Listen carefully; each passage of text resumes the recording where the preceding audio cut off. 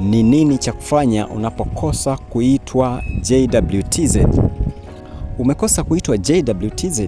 Usikate tamaa.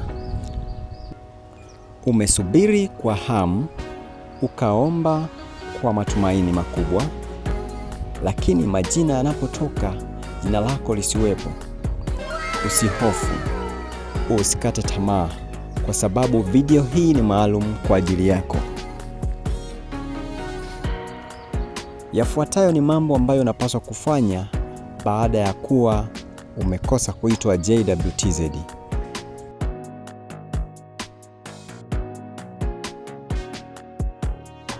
Jambo la kwanza, kukosa kuitwa mara ya kwanza haimaanishi huwezi kuitwa tena. Kuna maelfu hukosa kwa mara ya kwanza, lakini hujaribu tena na kufanikiwa. Jambo la pili, jiulize maswali muhimu. Je, ulituma maombi sahihi? Ulitimiza vigezo vyote vya JWTZ? Je, nyaraka zako zilikuwa kamili? Ukijua makosa yako, utajiandaa vizuri zaidi kwa mara nyingine.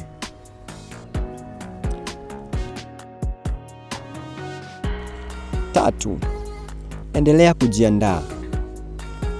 Tumia muda mwingi kuboresha afya yako, nidhamu yako na maandalizi ya kijeshi. Unapoitwa mara nyingine, uwe tayari kuliko wote. 4, tafuta fursa nyingine. JWTZ siyo njia pekee ya kutumikia taifa. Kuna nafasi jeshi la magereza, polisi, JKT na hata kwenye sekta binafsi au taasisi nyingine za umma.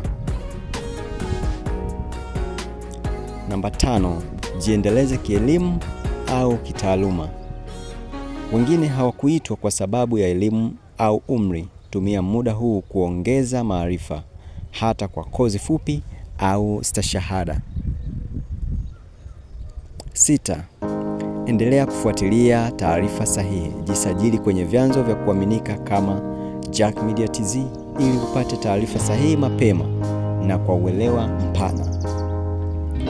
Mwisho, kumbuka, kushindwa kwa mara moja si mwisho wa ndoto zako.